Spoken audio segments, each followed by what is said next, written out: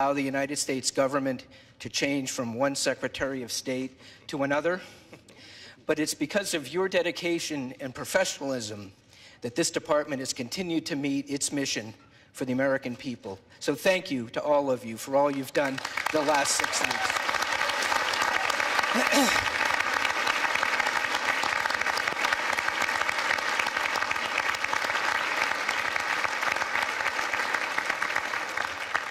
And now it's my great honor to introduce our new secretary. You all know his bio. He's a former 3-term member of Congress, former now director of the Central Intelligence Agency.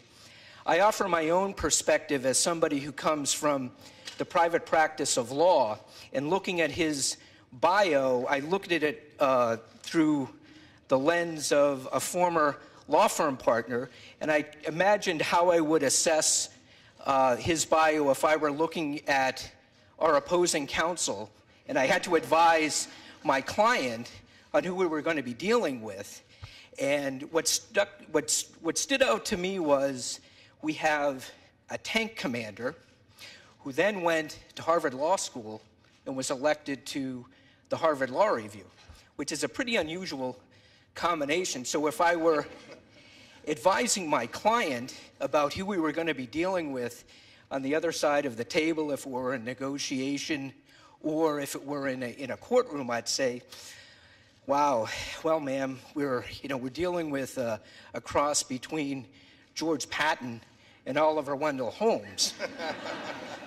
So that's a pretty tough combination to face as an opponent. But the good news for us is he's coming here to lead our team.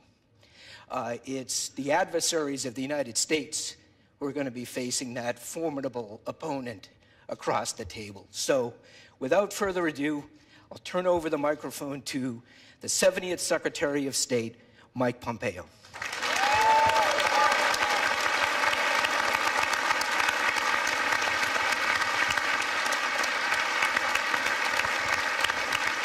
Thank you.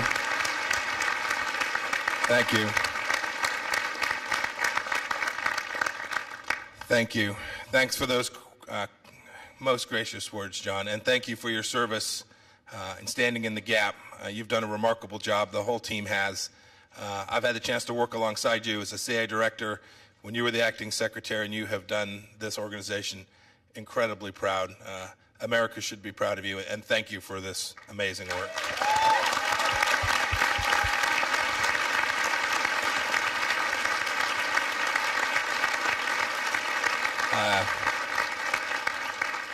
So I think I have the record for the longest trip to the first day of work.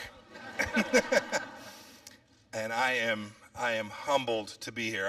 I tried to prepare myself for this moment, but to stand here and look at the most important diplomatic corps in the world is enormously humbling to me.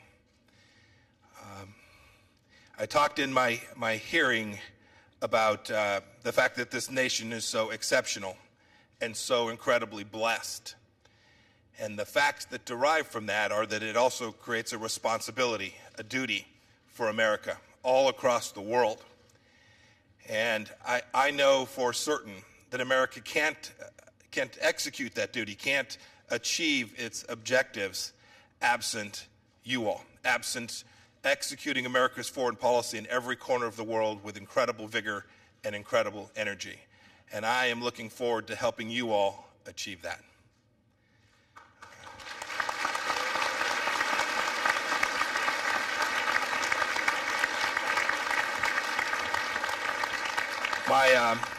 My remarks today will be relatively brief.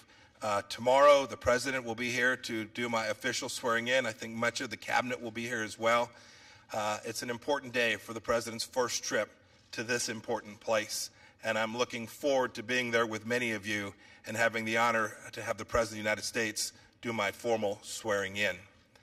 I then will, sometime either later this week or beginning of next, do more to develop my commander's intent, what it is I hope to achieve with your help. I'll speak to the entire workforce. I'll lay out for you my expectations, my hopes, and most importantly, share with you my leadership style. And this is very different. Like, one of the first rules is don't talk down to people, right? So I'll speak to you all right up here. Exactly. But alongside that is that I feel like I know you. I've worked alongside you as a member of Congress when I traveled. I've had the chance to watch when I was traveling around the world, and I would go into an embassy and I'd arrive late at night, and there were the folks in the political section or the economic section toiling, doing great work on behalf of America. So I have a great deal to learn about the State Department and how we perform our mission. But as people, I'm confident that I know who you are. I know that you came here. You chose to be a foreign service officer or a civil servant, or to come work here in many other capacities, and to do so because you're patriots and great Americans, and because you want to be an important part of America's face to the world. My mission will be to lead you and allow you to do that, the very thing you came here to do.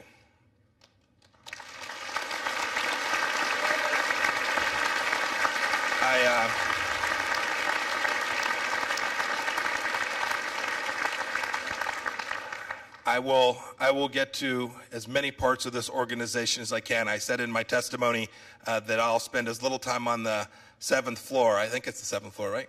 Yeah. I'll go up there in a minute. I'll travel. I'm going to get out to USAID as quickly as I can to see their important part of our mission as well. I know that every task, every endeavor that each of you undertakes is a critical part of achieving that ultimate objective, which is to deliver President Trump and America's foreign policy around the world, to be the diplomatic face that achieves the outcomes that America so desperately needs to achieve in the world. I've told this story a couple of times, but it's worth repeating. The best lesson I ever got was from a fellow named Sergeant First Class Petrie. He was the first platoon sergeant in my first tank platoon when I was 22 or 23 years old. And I arrived there, and when I hopped out of the Jeep, he said, "Lieutenant, you'll do well to just shut up for a while." And actually, I think he meant that. But what I took him to be saying was that it's important that we listen and learn. And I know that I have an enormous amount to listen to you about and to learn from you. I talked about getting back our swagger, and I'll fill in what I mean by that. But it's important. The United States Diplomatic Corps needs to be in every corner, every stretch of the world, executing missions on behalf of this country, and it is my humble, noble undertaking to help you achieve that. So I look forward.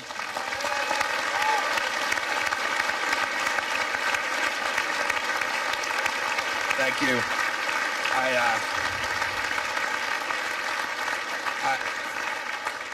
I look forward to meeting just as many of you as I can get a chance to do, to learning from just as many of you as I can, and to leading that team onto the field. I know that we will deliver for this president and for this country. Thank you. May the good Lord bless each of you. I'll see you all around the building. Thanks.